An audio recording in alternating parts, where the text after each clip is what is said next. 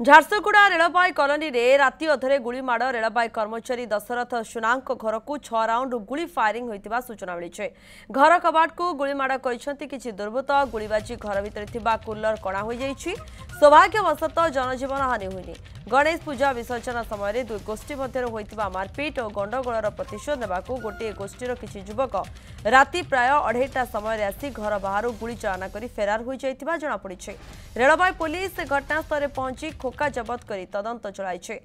आज सका झारसुगुड़ा एसपी और टाउन थाना पुलिस आसी छानबीन करुछंती। अपराधी को धरने विभिन्न स्थान में रेड चली।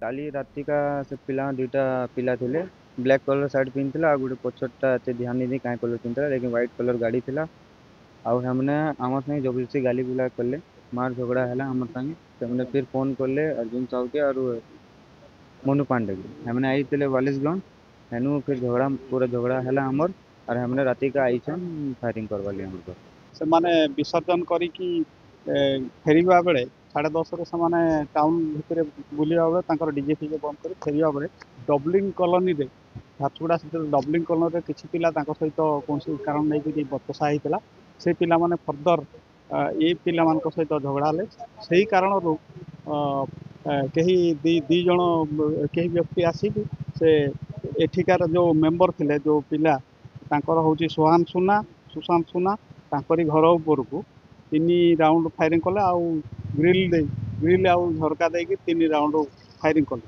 से बर्तमान आम यार रिपोर्ट पुंखानुपुंख नहीं तदंत करूँ।